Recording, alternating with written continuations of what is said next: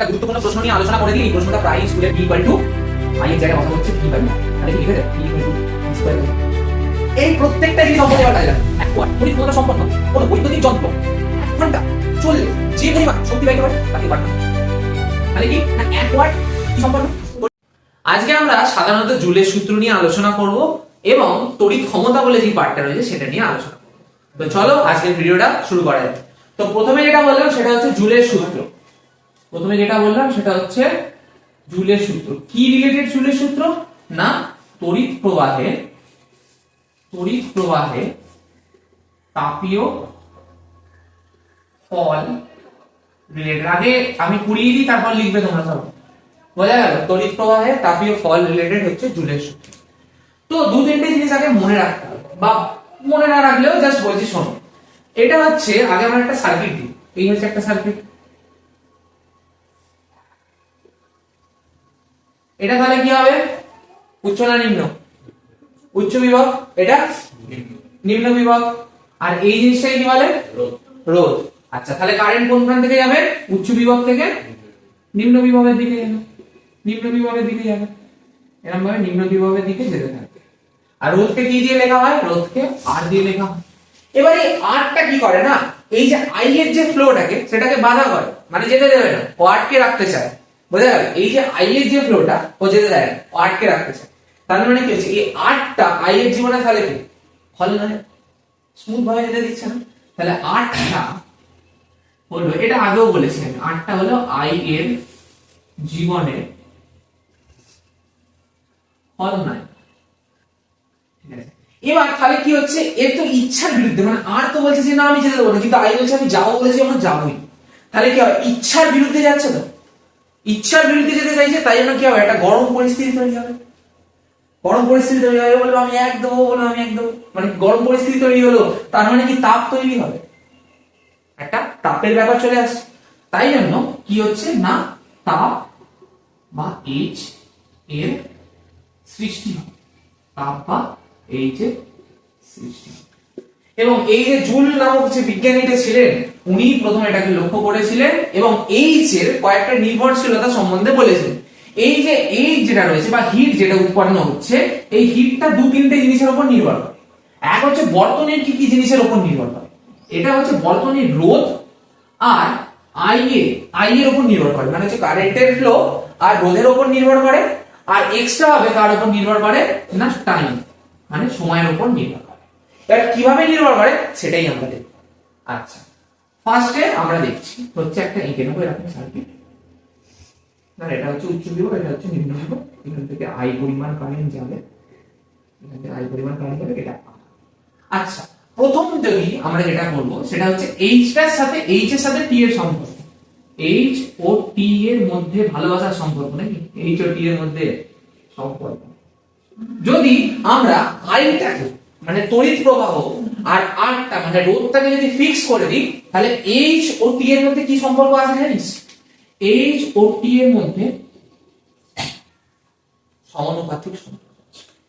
কখন আসবে না, যখন আমি আইটাকে আর আরটাকে কি করবো? স্থির করে দেবো, মানে ধ্রুবক করে দেবো। তার মানে কি হচ্ছে, আর ও আই যখন স্থির। এটা তাহলে এক নম্বর দিয়ে দিচ্ছি। আচ্ছা, সেকেন্ড যেটা আমরা বার করবো সেটা হচ্ছে এইচ ও আই এর মধ্যে সম্পর্ক। কি হবে সম্পর্কটা? না কিছুই নয়, এই ক্ষেত্রে আমরা যদি আর ও টি মানে হচ্ছে রোধ আর যদি সময়কে যদি স্থির করে দিই, তাহলে এইচ এর সাথে আই এর কি সম্পর্ক আছে? এই সম্পর্ক। তার মানে কি বোঝা যাচ্ছে, H is proportional to I square. মানে এইচটা আই এর সাথে সমানুপাতিক সম্পর্কে আছে ঠিকই, কিন্তু কার সাথে রয়েছে না তড়িৎ প্রবাহের বর্গের সাথে। তড়িৎ প্রবাহের বর্গের সাথে হিট যেটা হচ্ছে, মানে বর্তনীতে যে হিটটা হবে, কেন হিট হবে? আই বলবে আমি যাবোই, আর বলবে না, এরকম একটা মারামারি হয়ে কি হবে না একটা তাপের সৃষ্টি হবে। তখন যে পরিমাণ তাপটা তৈরি হবে, যদি আর ও টি কে যদি তোরা ধ্রুবক করে দিস বা স্থির করে দিস, তাহলে দেখা গেছে এক্সপেরিমেন্ট করে H is proportional to I square, মানে তড়িৎ প্রবাহের বর্গের সাথে তাপটা সমানুপাতিক হবে। আচ্ছা, তাহলে এইচ আর আই এর মধ্যে সম্পর্ক চলে গেছে, এইচ ও টি এর মধ্যে সম্পর্ক চলে গেছে। কার মধ্যে সম্পর্ক বাকি আছে? এইচ আর কার মধ্যে সম্পর্ক বাকি? এইচ আর আর এর মধ্যে সম্পর্ক কি, তাহলে সেটাই আমরা করি যদি এখানটা লাল পেন দিয়ে করি কি না এইচ ও আর এর মধ্যে সম্পর্ক। এবং তোরা বল এইচ ও আর এর মধ্যে যখন সম্পর্ক করব তখন কোন দুটো জিনিসকে স্থির করব? আই আর টি কে স্থির করব, কারণ এইচ ও আর এর মধ্যে সম্পর্ক, বাকিদের তো আমাদের লেনা দেনা নেই, ওদের দুটোকে ধ্রুবক করে দেবে। তাহলে কি হবে না এইচ প্রপোর্শনাল টু আর হবে কখন না যখন আই ও টি টা কি হবে না স্থির। এটাকে তোরা 3 নম্বর ইকুয়েশন দিয়ে এটাকে তাহলে এবার যদি তিনটাকেই তোরা যৌগিক ভেদের নিয়ম অনুসারে যদি এক জায়গায় নিয়ে আসিস, তিনটাকেই তোরা যৌগিক ভেদের নিয়ম অনুযায়ী একসাথে যদি নিয়ে আসিস তাহলে কি হবে h is proportional to i ছিল এটা 1 নম্বর, h is proportional to h is proportional to i square ছিল, আর একটা ছিল হচ্ছে h is proportional to t এটা 2 নম্বর, আর h is proportional to r ছিল এটা 3 নম্বর। এই তিনটাকে যদি একসাথে করে দিস তাহলে কি পাবি h is proportional to i square into r into t। কেউ বলতে পারে দাদা r t i square হবে, আমি বলবো হ্যাঁ কেন গুণে আছে তো i square t r হবে, আমি বলবো হ্যাঁ। তার মানে কি হলো h proportional to i square r t, এই তিনটাকে যদি যৌগিক ভেদের নিয়ম অনুসারে যোগ করা হয় মানে একসাথে যদি করা হয়, যোগ নয় একসাথে যদি আনা যায় তাহলে কি হয় h is proportional to i square r t। এই অবধি বোঝা গেছে? আর এই জিনিসটাকেই বলে হচ্ছে কি এই ভদ্রলোকের সূত্র মানে জুলের সূত্র। এবার তোরা জানিস যে এখানে আমি লিখে দিলাম জুলের সূত্র, তাহলে হচ্ছে i square r t। এবার সমানুপাতিক চিহ্ন তুললে একটা কি আছে ধ্রুবক, যেখানে এই ধ্রুবকটা হচ্ছে j, এই jটা হচ্ছে এখানে কি না ধ্রুবক। সমানুপাতিক চিহ্ন ছিল, যখন সমানুপাতিক চিহ্ন তুললি তখন ধ্রুবক একটা এলো যেটা হচ্ছে 1/j, ধ্রুবকটা কি 1/j ধ্রুবক। আর j মানে কি না তাপের যান্ত্রিক তুল্যাঙ্ক, যার ভ্যালু হয় 4.2 জুল পার ক্যালোরি। তো আশা করি পুরো জিনিসটা বোঝা গেছে। চলো এবার তড়িৎ সমস্যা সম্বন্ধে জেনে নেওয়া যাক। কি না তড়িৎ ক্ষমতা। আচ্ছা ক্ষমতা সম্বন্ধে আমরা জেনেছিলাম আগে ক্লাস 9 এ, ক্ষমতা সম্বন্ধে আমরা কম বেশি জেনেছিলাম। সেই ক্ষমতাটা কি হতো না ক্ষমতার ডেফিনেশন যেটাকে পাওয়ার দিয়ে লেখা হয়, এই পাওয়ারের ডেফিনেশন কি না কার্য করার হারকে ক্ষমতা বলে। কি না কার্য করার হারকে ক্ষমতা বলে, ঠিক আছে। এবার হচ্ছে তড়িৎ ক্ষমতা, এখান থেকেই চলে আসবে তড়িৎ ক্ষমতা জিনিসটা কি। তড়িৎ ক্ষমতা মানে কি ইলেকট্রিক পাওয়ার।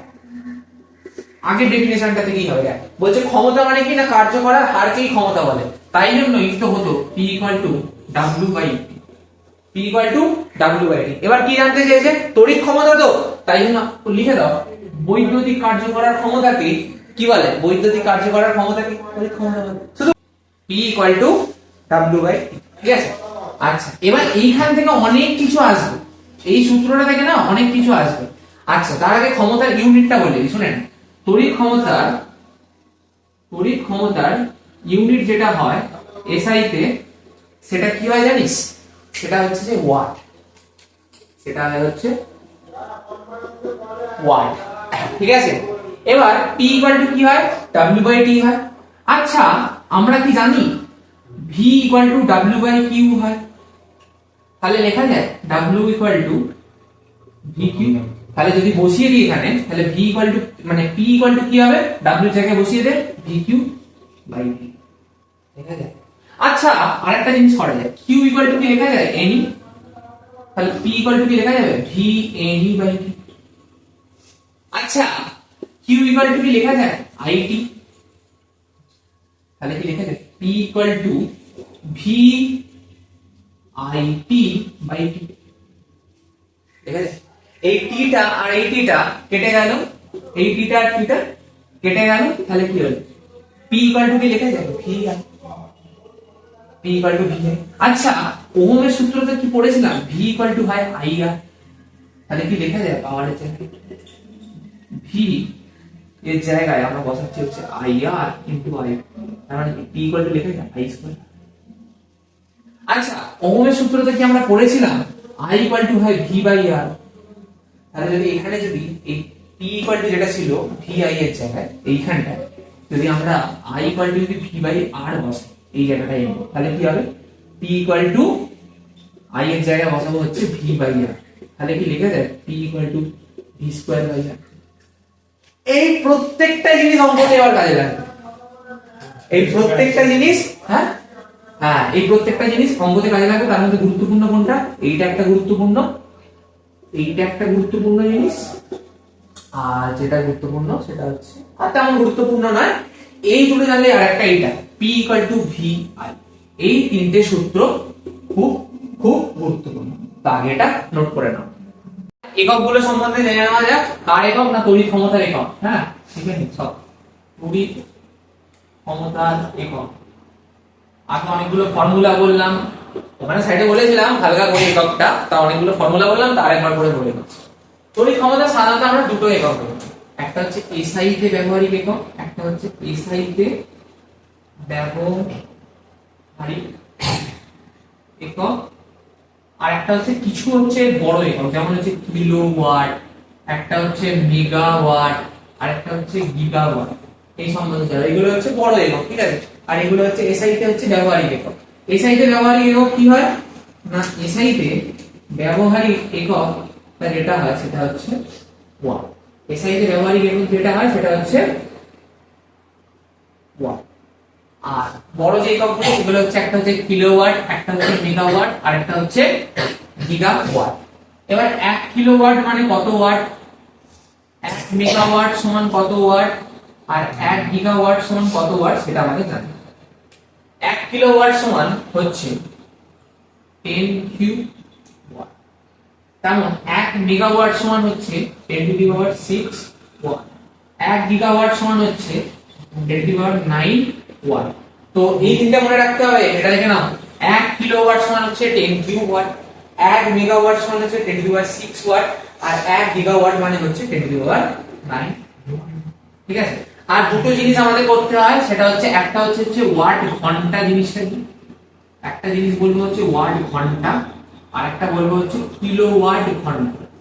একটা হচ্ছে ওয়াট ঘন্টা আর একটা হচ্ছে কিলোওয়াট। এখানে এককের দিকটা মিটে গেছে। এরপরে দুটো জিনিস তোমরা বুঝতে পারবে, একটা হচ্ছে ওয়াট ঘন্টা আর একটা হচ্ছে কিলোওয়াট ঘন্টা।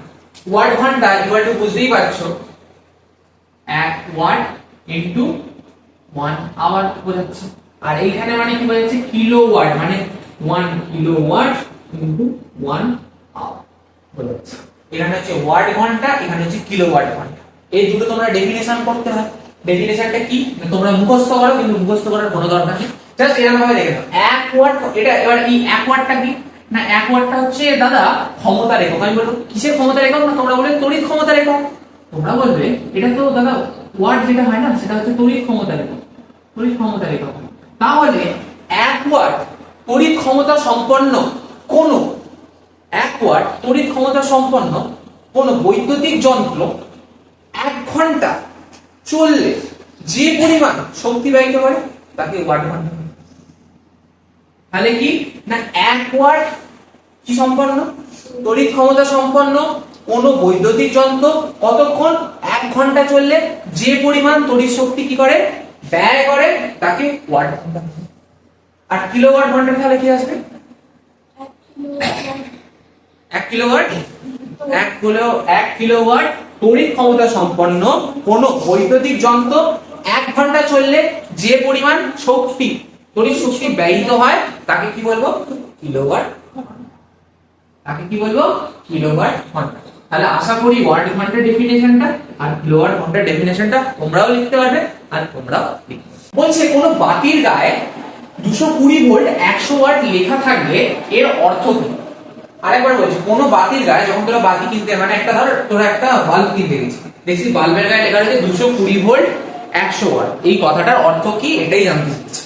আচ্ছা আমরা একটা বাতি কিনে এনেছি, সাপোজ ধর এটা, এই বাতিটার মাথায় যদি 6টা এরকম দাগ চলে আসে তার মানে কি না একদম ম্যাক্স, মানে যত ভালো কোয়ালিটি আলো দিতে পারে, মানে যত উজ্জ্বল আলো দিতে পারে সেটাই হচ্ছে এটা, মানে এর হতে এটাই হচ্ছে ম্যাক্স পাওয়ার। আমরা সেই করি না এটা একদম এর ম্যাক্স একদম পাওয়ার, মানে এটাই যদি আলোটা জ্বলে তাহলে ভাববি যে অনেকটা বেশি আলো পরিমাণে আলো জ্বলছে, মানে এই একটা আলো জ্বালালেই পুরো ঘর একদম আলোয় আলো হয়ে যাবে। ঠিক আছে, এই হচ্ছে ব্যাপার। তো প্রথম ক্ষেত্রে কি দেখছিস না, দুটো মানে দাঁড়িয়ে রয়েছে এই আলোটার মধ্যে, তাহলে কি উজ্জ্বল ভাবে জ্বলবে? সব থেকে বেশি জ্বলবে না। তখন কি ছিল, বিভব পার্থক্য ছিল 160 ভোল্ট, আর 1 সেকেন্ডে ব্যয়িত তড়িৎ শক্তি ছিল 50 জুল। আচ্ছা, তারপরে বিভব পার্থক্যটা 160 থেকে বেড়ে 190 হয়েছে, এবং এর মাথায় কতগুলো দাগ হয়েছে? 4টে। তার মানে এর থেকে উজ্জ্বল ভাবে এ জ্বলছে। তাই জন্য দেখো 1 সেকেন্ডে ব্যয়িত তড়িৎ শক্তি 80 জুল। আমি সাপোজ এটা ডেটা নিয়েছি, এটা এক্সাক্ট নয়, আমি জাস্ট বোঝানোর জন্য। আচ্ছা, যখন দেখছো বিভব পার্থক্য 220 ভোল্ট, তখন কি একদম ম্যাক্স ভাবে জ্বলছে? 6টা দাঁড়িয়ে রয়েছে মাত্র। তখন তুমি বলবে হ্যাঁ 6টা দাঁড়িয়ে রয়েছে। আর 1 সেকেন্ডে ব্যয়িত তড়িৎ শক্তি কত? 100 জুল। তাহলে এটাই হচ্ছে অ্যান্সার। তোমরা বলে কি অ্যান্সার? তার মানে বোঝাতে চাইছে কোন বাতির গায়ে এটা লেখার অর্থ কি না, যখন এই যে বিভব পার্থক্য, তার মানে কি উচ্চ বিভব আর নিম্ন বিভবের মধ্যে বিভব পার্থক্য 160 ভোল্ট, এই ক্ষেত্রে কত 190 ভোল্ট, এই ক্ষেত্রে কত 220 ভোল্ট। তার মানে কি হচ্ছে, সবথেকে যখন বেশি বিভব পার্থক্যটা, মানে যখন 220 ভোল্ট হচ্ছে, তখন কি সবথেকে বেশি উজ্জ্বল ভাবে আলোটা জ্বলছে, এবং 1 সেকেন্ডে ব্যয়িত তড়িৎ শক্তি কত? 100 জুল। তাই তো বলবে কোন বাতির গায়ে যদি 220 ভোল্ট 100 ওয়াট যদি লেখা থাকে, এর অর্থ কি না, বাতিটা যদি দুই সাইডের, এই সাইডের মানে উচ্চ বিভব আর নিম্ন বিভবের মধ্যে যদি বিভব পার্থক্য যদি 220 ভোল্ট হয়ে যায়, তাহলে 1 সেকেন্ডে কত পরিমাণ তড়িৎ শক্তি ক্ষয় হবে? ম্যাক্সিমাম 100 জুল হবে। এবার তুমি বলতে পারো আচ্ছা দাদা তুমি আমাকে একটা কথা বলো। আমি বলবো হ্যাঁ বলো, কি বলতে চাইছো? যে আমি যদি এখানে যে পোটেনশিয়াল যে ডিফারেন্সটা, সেটা যদি 240 ভোল্ট করে দিই, তাহলে কি হবে? যদি 220 থেকে তো বেশি হতে পারে, যদি 240 করে দিই, তাহলে আমি বলবো ভাই তুই আবার দোকানে চলে যা এবং গিয়ে একটা নতুন বাল্ব কিনে নিয়ে চলে, কেননা বাল্বটা এই ক্ষেত্রে ডেড, মানে বাল্বটা ফেটে যাবে। বুঝে গেল? তাহলে কি হবে না, 220 ভোল্টের যদি কম হচ্ছে, যখন দেখ 220 ভোল্টের যখন কম, তখন কি কম উজ্জ্বল ভাবে জ্বলছে, কারণ ম্যাক্সিমাম রেঞ্জে তো যেতে পারছে না, একদম ম্যাক্সিমাম যে উজ্জ্বলতাটা সেটা তো দিতে পারছে না। তার মানে কি কম উজ্জ্বল ভাবে জ্বলছে, কিন্তু যখন 220 ভোল্ট হচ্ছে তখন বেশি উজ্জ্বল ভাবে জ্বলছে এবং বেশি পরিমাণে তড়িৎ শক্তি ব্যয় করছে, সেটা হচ্ছে 1 সেকেন্ডে 100 জুল। এই প্রশ্নটা পরীক্ষার জন্য ইম্পর্টেন্ট, আর আশা করি তোমাদের বোঝাতেও পেরেছি। তো আজকের ভিডিওতে আমরা এতটাই ডিসকাস করলাম। অনেক জায়গায় যেমন বৈদ্যুতিক হিটার রয়েছে, ইলেকট্রিক্যাল হিটার রয়েছে, বৈদ্যুতিক ফিউজ রয়েছে, ওই সমস্ত জিনিসগুলো আমরা তোমাদের নোটস প্রোভাইড করে দেবো, এবং কোনো হয়তো লেখা থাকবে তারের গায়ে 5 অ্যাম্পিয়ার বলতে কি বোঝে, এই সমস্ত জিনিস। তো দেখো পড়ানোর কিছুই ছিল না, আজকে জাস্ট লেখাটি ছিল কয়েকটা জিনিস, আর অল্প কিছু বোঝাচ্ছিল, যেমন জুলের সূত্র ছাড়া আর কিছু তেমন বোঝাচ্ছিল না। তো মোটামুটি করালাম, আর এরপরে আমরা ইলেকট্রোম্যাগনেটিজম শুরু করবো। তো তার আগে যা যা তোমাদের কোশ্চেন হতে পারে সবার একটা ভিডিওতে ডিসকাস করে দেবো। তো আজকে আসি।